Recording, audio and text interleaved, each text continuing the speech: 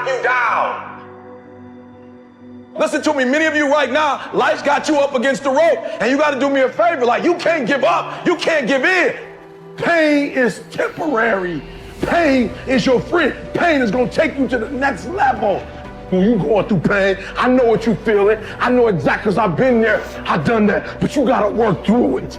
And the reason why most of you are not successful is because every single time stuff not going your way, you give up, you quit, you let go, and people feel weakness. They feel it.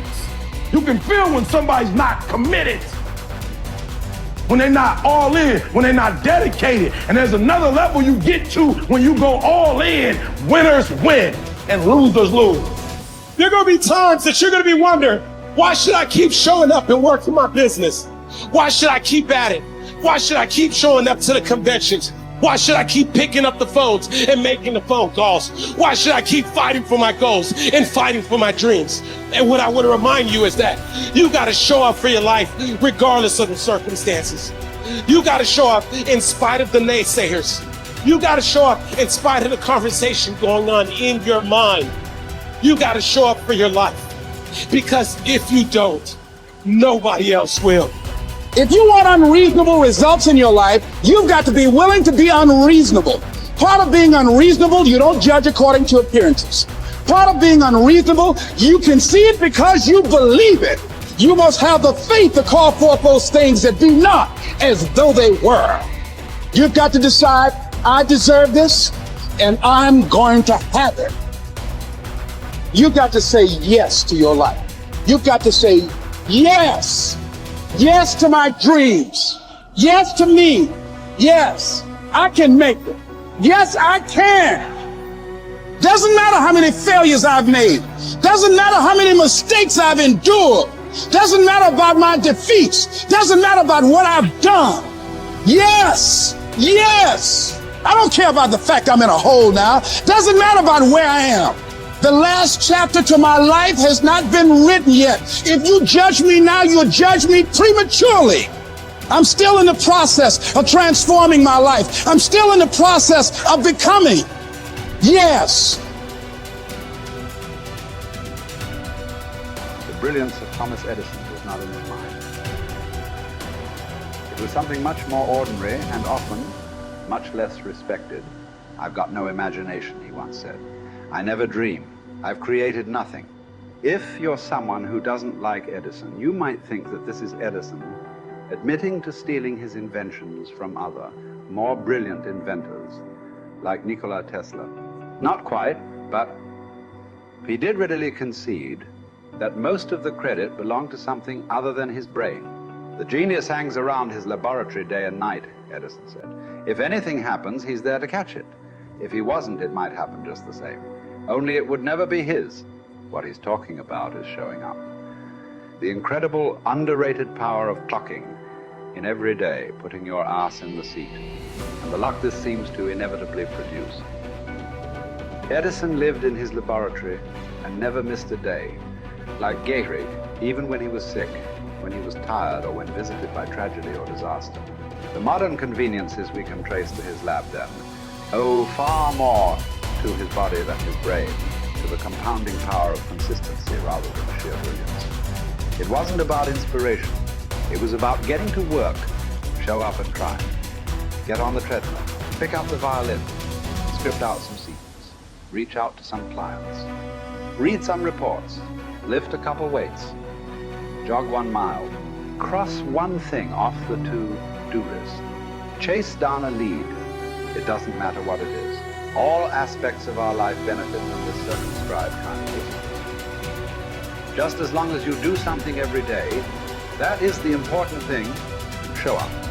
When you're tired, when you don't have to, even if you have an excuse, even if you're busy, even if you won't get recognized for it, even if it's been kicking your ass lately, once something is done, you can build on it.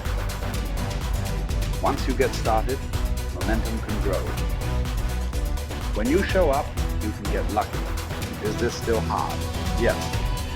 But the good news is that because it's hard, most people don't do it. They don't show up. They can't even do one tiny thing a day.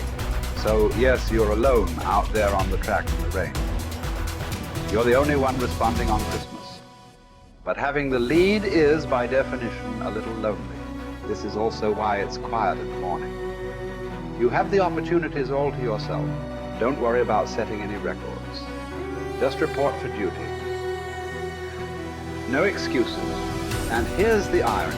This is also a way to break records.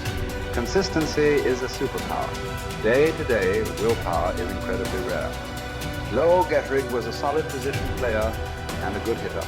But his success really was rooted in the fact that he didn't miss many days of work.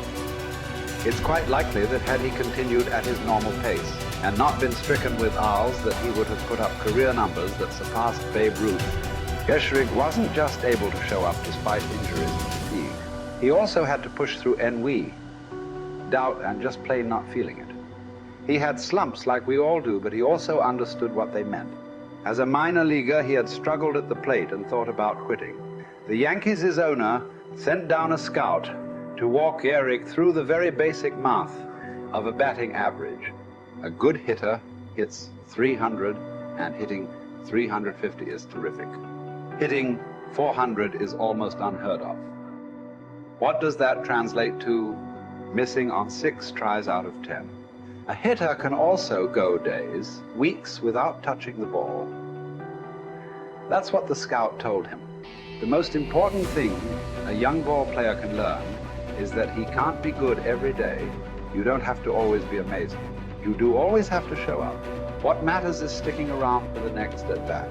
The ability to do that, coupled with the ability to endure what John Steinbeck called dawdly days while writing Easter Eve. Those days when everything seems out of whack, when you're just not feeling it, when the distractions won't stop, is the first step to greatness, literally. You cannot be great without the self-discipline to do that. One thing a day adds up. Each day adds up. But the numbers are only interesting if they accumulate in large quantities. You guys that are just getting started, you're not going to start right here. You're going to start down there, probably in another city, another town. I grew up in Lake Charles, Louisiana, no money, raised by a single mother. I was in debt at 25 years old. First thing that I had to do in my life was not learn a new skill. First thing I had to do to get my life moving in the right direction was self-development. It is vital. It was vital for me that I improved myself and I could start depending upon me. I had to show up every day with some rituals, some disciplines, and start getting myself to trust me, not trust others, but trust myself to do the right thing every day. One of the things that I started doing was beating the sun up every morning. I'm going to beat that sun up every morning so that I have the discipline and the control over my life. So I knew, hey, before that thing pops, I'm going to pop. I'm going to get out of bed, depend on myself, get up at the same time every day. And for me, that time, regardless of where I was beat that sun up. No matter where I am, I'm going to beat that thing up. So it gives me a sense of control over my own life. Second thing, I had to start cleaning up my life and my friends and my environment. When I was younger, between 15 and 25, I was doing crazy stuff in my life. Wasting my weekends. I have the saying, weekends are for the weak. I was drinking, fooling around with a bunch of bad things, bad people. At 25 years old, I cleaned it all up. Quit going to those places. Quit hanging out with people that did not have ethics and discipline in their life. I wanted to build something in my life. I wanted to become someone. And to do that, to become someone in the eyes of the world, just beating that sun up every morning gives me the sense of accomplishment. That I did what I said I was going to do. That I woke up when I said I would wake up. And I start building respect for myself, start believing in myself so that I can go out into the world. And maybe today when I go into this meeting that I'm dressed for, they'll believe in me as much as I believe in me. And that'll show up in a contract, a deal, maybe even some money.